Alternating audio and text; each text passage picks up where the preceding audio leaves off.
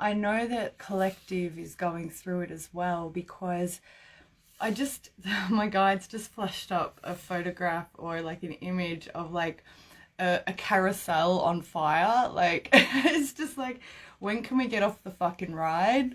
Like, oh, can we get off this burning shit show right now, or what? Like, are we done? And it's, I feel, without wanting to like scare any of you, I feel that this is only a taste of what we're coming into, to be honest with you. I feel that by June, and even after the, Audrey's laughing. Yeah, well, my guides are pretty funny. I was saying to my friend today, I feel that we're in the preference. Thanks for bringing that back, guys.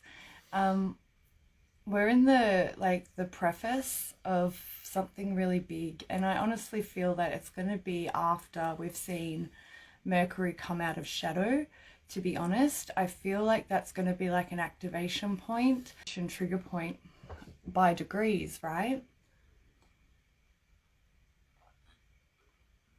And considering we have Jupiter in Aries, and it will be coming, Mars will be coming onto conjunct Jupiter in Aries as well. Yes, there's been a lot of speak of war and things like that. However, yeah, a lot of people have been speaking about wars and stuff, and to be honest, I've kept my head out of the 3D news, just sort of what's going on. Something came up in one of the elemental tarot readings as well about how we have Nezus in Pisces. Nezus is an asteroid. I want to say number 4756 or something like that. It's like, yeah, anyways, it's the abuser planet, and Nezus will, depending on what zodiac it's in, for the collective, it will indicate what we as a collective are having to stand our ground in, you know.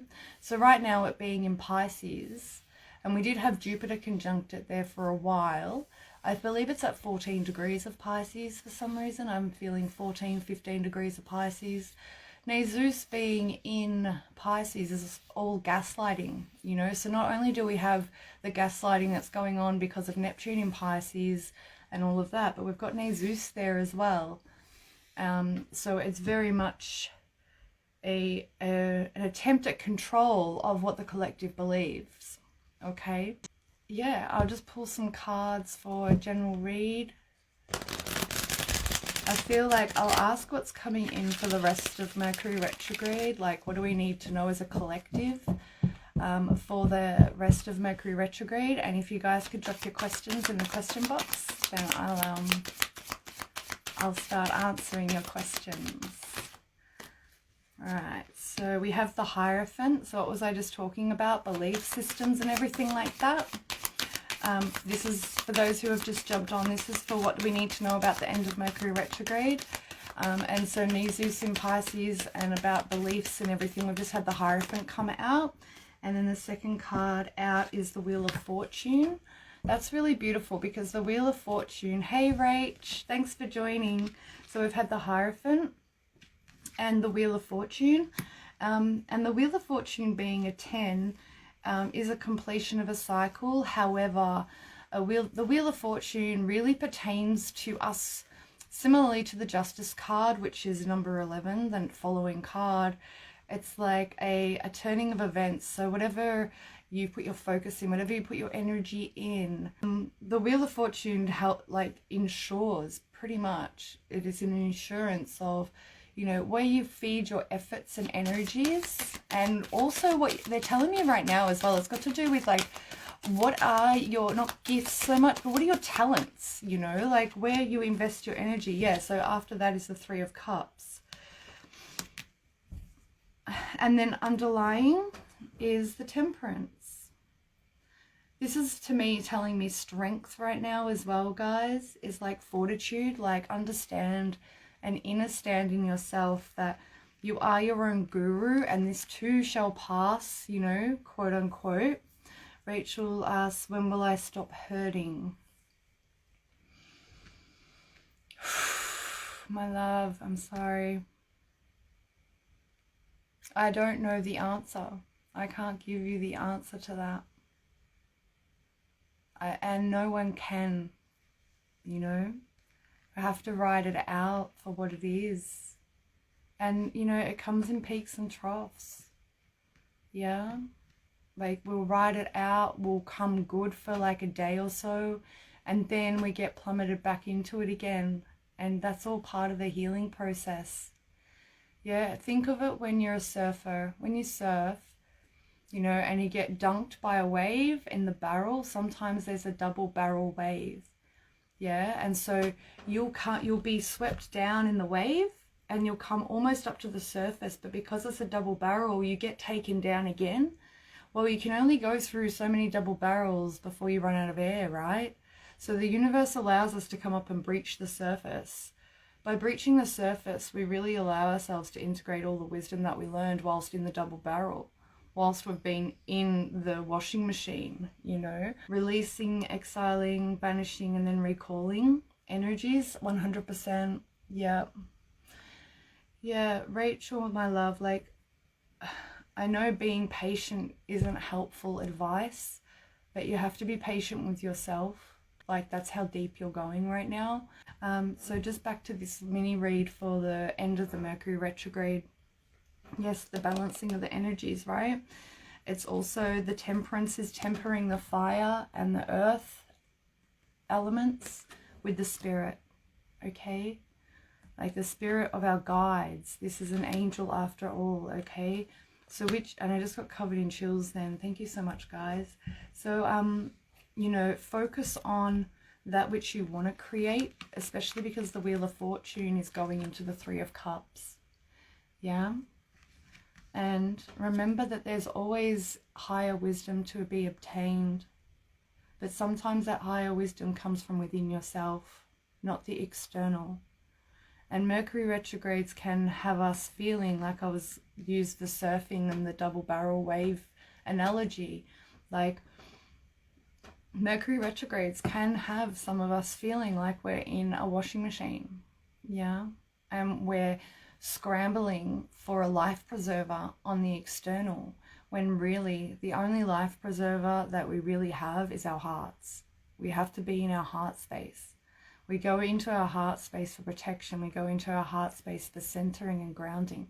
We go to our heart space for truth, yeah, no matter what we're experiencing. And when we are, Rachel, like when in November and December were some of my darkest times since 2017 when reawakening. And each time that was happening to me and I was sort of like in a black hole, I was like, I've just got to come back to loving myself. I've just got to come back to my heart. Just return to my heart, you know, and opening that space. Like, I welcome all into the kingdom of heaven. You know, like, open the heart space, be in the heart space, use your heart light to shield, but also use it to assist you in feeling through the pain that you are feeling, because all of the pain and anguish and ickiness that we have to go through is part of the human experience, right?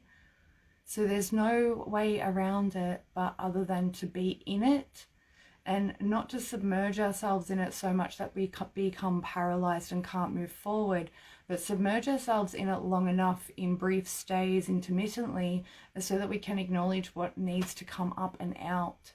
Because it's only in doing so will you be able to acknowledge it, accept it, and transmute it, yeah, to help integrate it thereafter that. So all the pain serves, all the sadness, all the grief. Not only does it make us stronger, it makes our light stronger. It makes our frequency of consciousness raise through all the dimensions of frequencies of consciousness, okay? Like the 5D isn't a physical place, it's a frequency of consciousness, yeah? Through to the 15D. You know, it can be very difficult when we're experiencing human things, right, to reconcile extreme polarities across all dimensions of consciousness, you know, because we exist in all of them simultaneously. as we do exist in all timelines simultaneously. So I'm still traversing this myself, you know, and I'm learning as I go. And the more that I sit with it, yes, it can be ruminating and so I want to say like it's tedious. It becomes quite annoying when you're like having to revise stuff all the time, especially when it feels that even though it might be a different facet of the same thing, it's just like, well, yeah, I'm kind of getting sick of this story. Next, can we move on? You know, like, I think it was a Rumi quote that says, like, you know, when our heart breaks, it lets the light in. I actually believe the reverse is true. You know, it's like, because it's, for me, it's like each time that my heart breaks, it just lets more of my light out, and I become stronger, and I become more of a beacon, because I become more of my truth.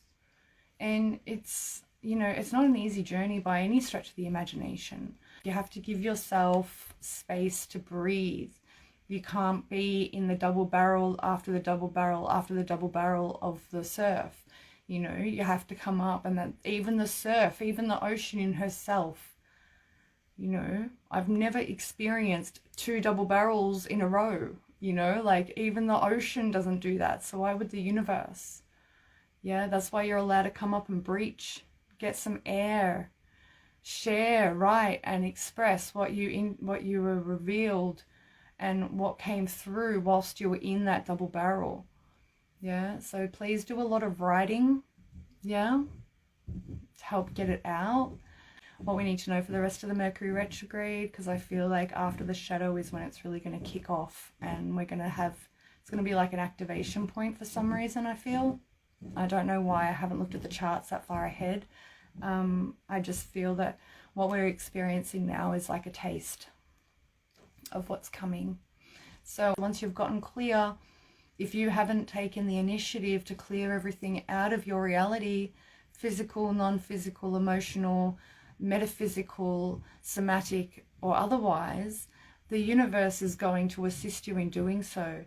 And if you needed your life to be turned upside down, that is a massive, like, universal sign that the shift that you were asking for, or the change that you were asking for, required it. Do you know what I mean?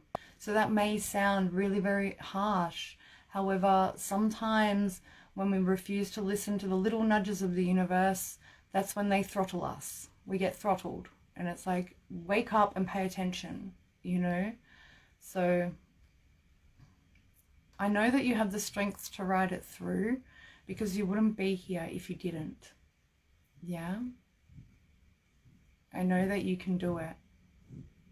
I know I'm not the only one going through this shit. So that's why I jumped on.